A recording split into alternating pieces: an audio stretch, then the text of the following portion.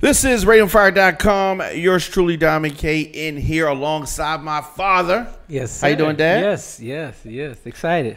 You know, it's always good. I love when we're able to sit down and talk about topics. Mm-hmm. This is giving people a glimpse inside our normal conversations. That's right. There's not all these lights and stuff. Right. But election season is upon us. Midterms here. Yeah. Got here quick. Yes. And everybody says every year the same thing. What? This is the most important election ever, and it is. This really is this really time. Is. It is. It was before. Right. At that time in history. Right. Yeah. And we always talk about it. We need a leader. We need somebody that can get the people fired up, ready to go. Fired up, ready to go. Mm-hmm. And the Democrats, the biggest challenge that they have, and I say they because I think I am an independent who caucuses with the Democrats because I just, you know what I mean? Right. That's where I'm standing. Mm-hmm. And they need Trump is the central figure for the Republicans, good or bad. Mm-hmm. They have a central figure. Mm-hmm. That's what they're rolling with. So they're going to either live by the sword or die by the sword. That's right. Now, with regards to the Democrats, there is no main. I mean, Elizabeth Warren. You know what I mean? Mm-hmm. There is none. There is none. Right. So this definitely can't be Hillary and Joe Biden or. There's nobody else that they have. Kerry. So when President Obama comes out, people talk about it. They get excited. So last week, President Obama came and we listen to a lot of news programs. I do, and I know you do as well.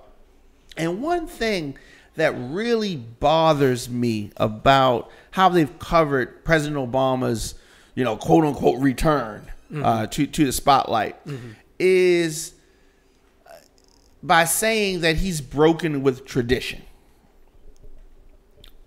and speaking about his predecessor as if the current occupant of the White House has not already broken with tradition. You know what I mean? Tradition's out the window. Tradition? What's tradition? That's out the window. Tradition's old school. You know what I mean? He has talked about President Obama since President Obama was still in office during his first term, I believe, and just continued to talk about him. So fine. He was positioning himself for a run, which I didn't see coming, honestly. I was surprised. Were you surprised about Trump running? I don't know. I can't. He been so. And I know he's been here so long. I can't even remember what I was thinking back there. Yeah, I mean, and that was a long. We talking about the birth. Yeah, but I mean, he's always been threatening. So, but I probably didn't think that he would follow through. Yeah, I think you're right. And if he did, I don't think he would be a serious contender. Right. But President Obama has gracefully withstood the insults of Trump from his beginning in office. Gracefully. Hasn't said nothing. Just chill. And he's tried to undo everything that President Obama had something to do with. And has talked trash about him along the way. Said lies about him. Talked about supposedly wanting to, get him investigated. All kind of stuff. Thrown in jail. Blah, blah, blah, blah, blah. So last week, President Obama comes out and urges voters to show up in November and gives a good speech. And some people are saying, like, I can't believe he would break with tradition and say something about his predecessor. What am I missing here? Like, what is it? Like, none of the shows that I've seen have said he's pretty much, this is par for the course. The tradition's been thrown out of the window. They're acting like he started this break of tradition. Even the supposed good shows. What am I missing here? Well, you know, he is in their eyes, but he, you know, they allow Trump. Trump is a phenomenon. Okay, he, you know, whatever he does, just like nothing sticks to him. You know, so they just looking at Obama as a person who is doing something so out of the ordinary. Because, you know, because when Bush left office, you haven't heard Bush say a thing. Yeah, Clinton doesn't say. So traditionally, they don't say anything. But as Obama said in his speech, these are unusual times. But here's the thing, and don't lose your point. Mm-hmm. When President Bush, you know, W. Bush left, President Obama wasn't talking trash about him. There was no reason for him to say anything. He just went with, you know, he just went with the flow. Clinton, Bush wasn't, you know, questioning his character and saying stuff and kind of baiting him. But you know, Obama did say consistently that how I inherited a horrible economy. You know, the economy was blown. It was just, you know, I had to come in here and clean up. So he did talk about the fact that Bush almost destroyed this country, which he did. That's a good point. That's a good point. But Bush didn't say anything about that. No, Bush didn't, you know, because took it on the chin. Because he said he couldn't. He said, "You're right. I did almost do that." Right, because everything he said. But look how much money I made. Right, because everything he said was true about Bush, and people agree with it. Yeah, and it was true. Yeah, but see, now, I think that as you alluded to earlier, before we came on, the fact that they are thinking that Obama is going to push the Republicans to go to the polls. Yeah, you know, and, will Obama's anti-Trump message rally the Republicans? And maybe it will. You know, but he gonna rally. He gonna rally his party, and they always try to come up with something to counteract what you're doing. And all they're doing is what I've always talked about. They just flipping the script, you know what I mean, and making you think that just like the Democrats are scared to talk about impeachment. Well, we don't want to rile them up. Yeah, I want to rile them up. I want to get this country on track. Yeah, we want to rile them up, and we want to get riled up. We want to draw that line in the sand. Either you with him or you with democracy. Either you with freedom or you with a thug. So you don't think that this is a problem, President Obama coming out and doing this tour, because he's going to be speaking to a lot. What else can they say to counteract it? You know, their opponent isn't even articulate enough to even rebut anything Obama's going to say. So they have to try to throw. Did you hear some of the things that the only thing that Trump did say really is that he fell asleep. Yeah, I mean that's all he can say. He's trying to say he's boring. Yeah, you know that's all he can say. Because it was all over his head. You know what he was saying. You know. And, he didn't. He didn't get it. But it really reminded a lot of people just how what they've been missing. Yeah, just how bad things have gotten. Yes. When the supposed leader can't even speak. Right. You know what I mean? Right.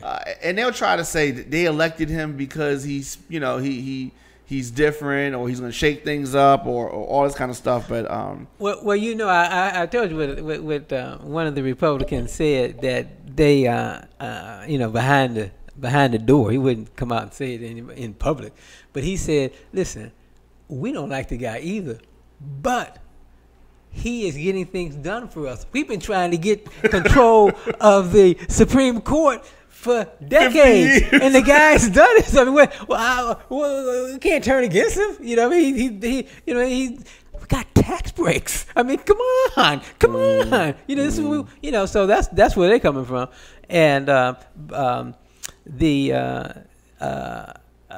day is Tuesday, 9/11. Am I right? Yeah. Okay. His approval ratings are down significantly from last month. I think they were down, like, from some have them down to 31%. Yeah. To some have them to 35%. Historic lows. And yet, he talks about the economy doing so well. The economy has been doing well since the president took office in 2008. Obama started making this economy grow, turn around, and he's just been riding the gravy train. So I mean, this is and taking credit for it. Right. But he's definitely nervous from Bob Woodward's book, as well as this anonymous op-ed. Right. It's got him nervous. Omarosa, another tape. Who knows what the rest of the week is going to bring? Right. You don't know. You don't know. So I mean, who's ever seen a presidency? Can you imagine?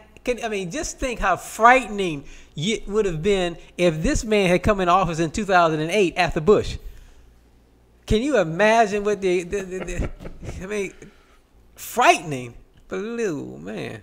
Yeah. So, before we take this last break, I want to ask you, as it relates to this anonymous op-ed, do you think that the person should come out and identify themselves, or are they better covert and still within the administration but not identified? They need to stay undercover until after this man gets out of office. Okay, because everybody's going to attack him. You mean it's best for them to stay? Yeah. Because everybody's going to attack this person. The Democrats and the Republicans. Mike Pence, stay hidden. And then they're talking about John. Then some talking about John Kelly. You think it's Kelly? I don't know who it is. Is it somebody? So do you think it's Emma Rosa? Said she know who it is. I bet you she does. Do you think it's somebody that we know, or is it a low level person we never heard of? She had named some names that are high in administration, but they're not public names. And I think it may be somebody like that it's not an everyday name. It's not Kellyanne. No, I don't think so. No. And it's not Sarah. It's not. Yeah, I don't think it's her either. What about Pence?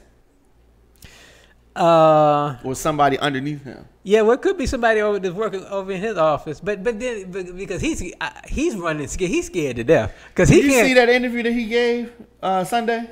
Well, they taped it Saturday, but they showed it Sunday. So he gave the interview. So you talking about Pence? Pence. Okay, no, from his house, and they said, do you know who it is? And he, do you think it's somebody from your staff? Things like that. And he got confused with the answer, and he wanted to go back and correct his answer. He is shook. He said, it'll take a lie detector test, no problem. So they said, are you sure that it's nobody in your staff?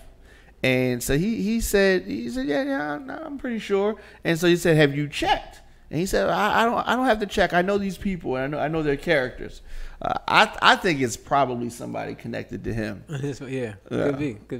And then to think about, this is on the president's desk, and he goes to the bathroom, and then he goes back. He don't even know what's going on. Right. They say, look, a blonde. Where? I mean, Diet Coke, right there, Diet Coke.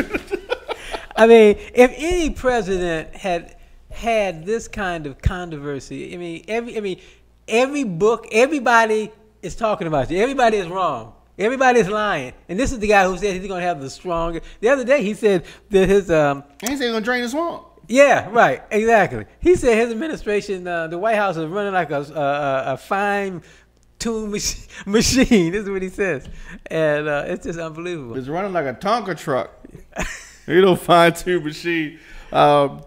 You are watching the Father Son News Show. We're going to take a quick break, and we're going to come back with some more news. Stay tuned.